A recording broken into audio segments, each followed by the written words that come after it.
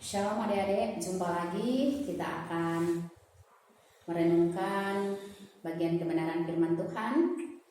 Sebelumnya kita berdoa. Bapa di sorga, di dalam nama Tuhan kami Yesus Kristus, kami mengucap syukur di dalam kasih dan anugerah-Mu.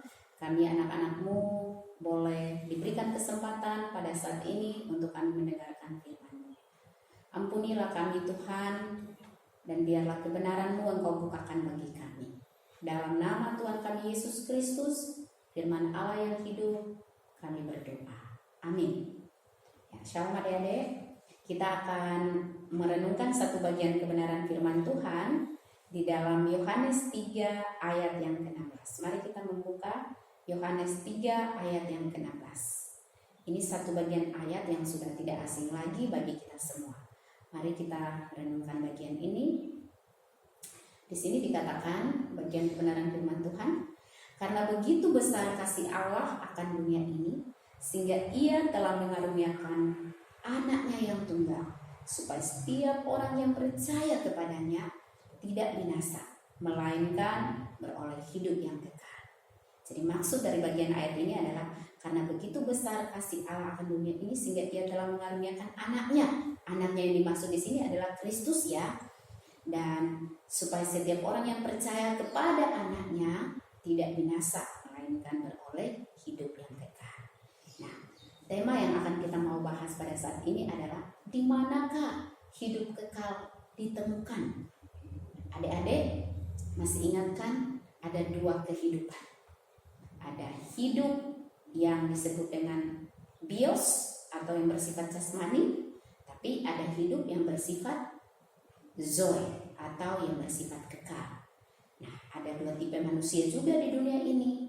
Ada yang hidupnya ya secara jasmani. Dia bernapas, dia sukses, dia punya segalanya. Tetapi dia mati secara rohani. Rohaninya nggak hidup. Dan sebenarnya semua manusia rohaninya mati adik-adik. Tapi waktu kita percaya dan menerima sebagai Tuhan dan Juru Selamat, Allah menghidupkan rohani kita kembali, dan kehidupan rohani itu hanya ada di dalam Yesus. Makanya di sini dikatakan bahwa di manakah hidup kekal? Artinya kehidupan rohani itu di mana sih kita bisa temukan? Apakah kita bisa menemukannya di satu agama atau satu nabi, atau kita bisa menemukannya di satu tempat? Yang nggak ada. Agama manapun tidak menjamin kita menemukan kebenaran. Hidup kekal itu hanya ditemukan di dalam satu pribadi, yaitu di dalam Yesus yang adalah sebagai Tuhan dan Juru Selamat. Nah, adik-adik, kita mau melihat di sini di ayat yang ke-16 ini, penulis Yohanes, murid Yesus, dia menulis surat ini dengan begitu luar biasa, dan Allah berbicara di sini karena begitu besar kasih Allah ya akan dunia ini. Allah yang dimaksud di sini adalah Allah pencipta langit dan bumi, Allah Israel, Allah Yahweh, Allah yang kita kenal di dalam Yesus Kristus. Dia adalah sungguh-sungguh Allah yang hidup. Bahwa Allah mengasihi manusia sehingga Dia memberikan anaknya. Kenapa harus di dalam anaknya? Mengapa harus kehidupan kekal itu harus melalui Yesus? Kenapa enggak lewat orang lain saja ya? Nah, kita akan melihat 3 hal di sini. Pertama, karena Yesus adalah anak Allah. Kita bisa melihat ini adik-adik di dalam Yohanes 1 ayat yang pertama. Di sana dikatakan pada mulanya adalah firman, dan firman itu bersama-sama dengan Allah. Dan firman itu adalah Allah. Jadi Yesus ini adalah Allah. Yesus ini adalah firman yang menjadi manusia. Dan Dia datang untuk kita yang berdosa. Tetapi juga di dalam Ibrani 1 ayat yang ketiga. Coba kita melihat dulu ya. Ibrani pasal yang pertama, ayatnya yang ketiga. Apa yang dikatakan di sana? Ibrani pertama ayat yang ketiga, di sana dikatakan, ya kita lihat dulu ya. Oke, Ibrani yang pertama ayat yang ketiga, Ia adalah cahaya kemuliaan Allah dan gambar wujud Allah, dan menopang segala yang ada dengan firman-Nya yang penuh kekuasaan. Dan setelah ia selesai mengadakan penyucian dosa, ia duduk di sebelah kanan yang maha besar di tempat yang tinggi. Bagian konteks ayat ini ada berbicara bahwa Yesus adalah gambar wujud Allah. Yesus adalah cahaya kemuliaan Allah. Maka setiap anak-anak Tuhan yang sudah percaya sebagai Tuhan dan Juru Selamat, wajahnya pasti penuh dengan kemuliaan. Amin ya. Nah, karena Yesus itu adalah Allah itu sendiri. Yesus adalah Allah, maka kita yang sudah percaya dan menerima sebagai Tuhan dan Juru Selamat, kita ditetapkan menjadi anak-anak Allah, pewaris kerajaan surga. Nah, itulah alasan pertama bahwa hidup kekal hanya ditemukan dalam Yesus, karena Dia adalah Allah. Allah yang akan disembah oleh semua suku, kaum, dan bahasa, agama apapun, semua pada akhirnya sujud menyembah kepada Dia, karena Yesus yang akan datang kali yang kedua. Dan Dialah adik-adik yang akan datang menghakimi semua manusia yang tidak percaya sungguh-sungguh kepada Yesus sebagai Tuhan dan Juru Selamat, dan tidak menjadi pelaku kebenaran firman Tuhan, tidak mungkin akan ke surga, pasti akan ke neraka. Agama, perbuatan baik, kesalehan tidak bisa menjamin semuanya itu. Karena di dalam kitab Yesaya adik-adik dikatakan bahwa kesalehan manusia di mata Allah hanya seperti kain kosong, kain kotor saja. Nah, adik-adik, kita melihat hal yang kedua.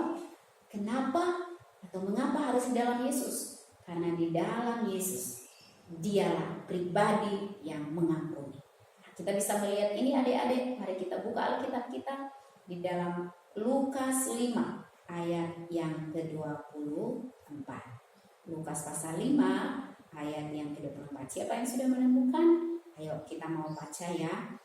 Tetapi supaya kamu tahu bahwa di dunia ini Anak Manusia berkuasa mengampuni dosa, berkatalah ia kepada orang lumpuh itu, kepadamu kukatakan, bangunlah, angkatlah tempat tidurmu, dan pulanglah ke rumah.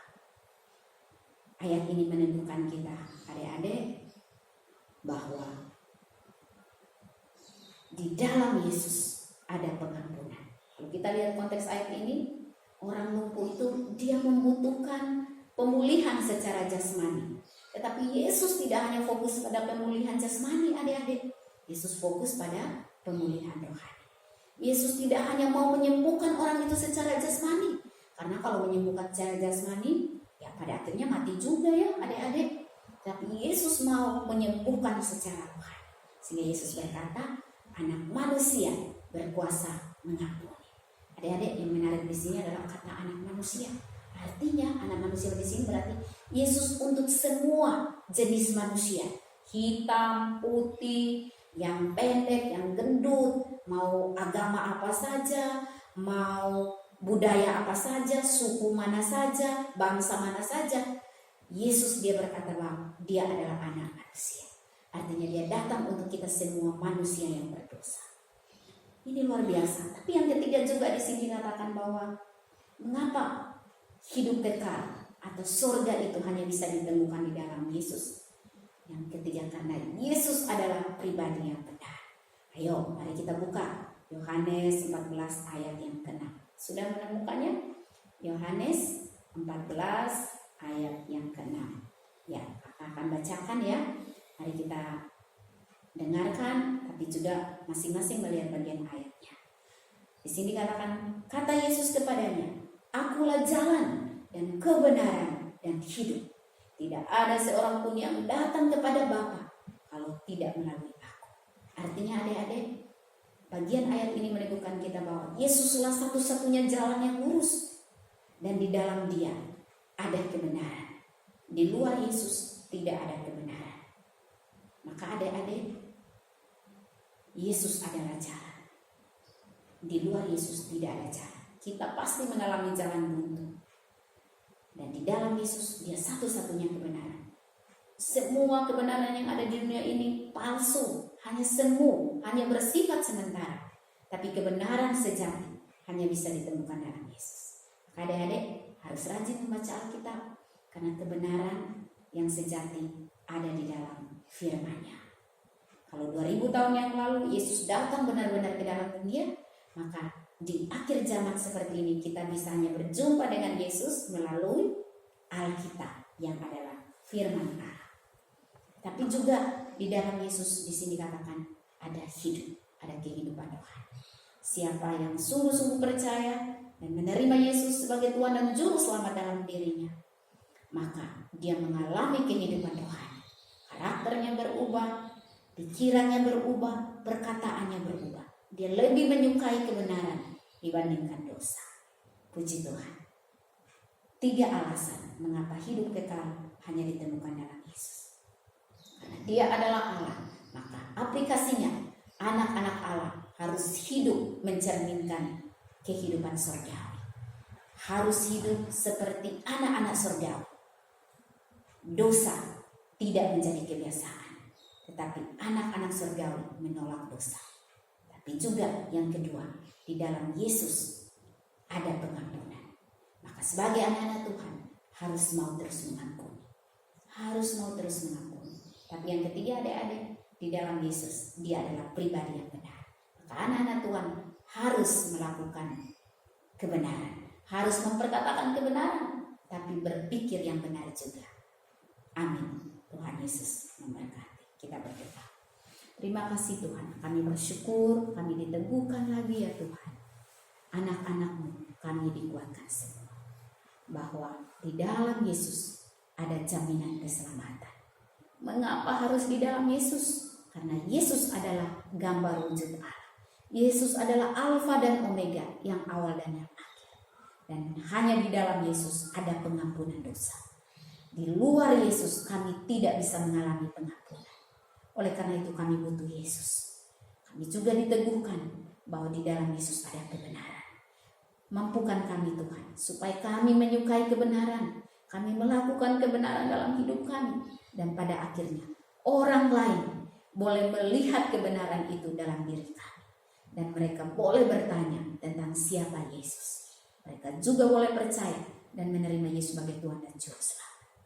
Kami tahu Tuhan, kerinduan hati-Mu bahwa semua suku, kaum, dan bahasa pada akhirnya sujud menyembah kepada Engkau sebagai Tuhan dan Raja.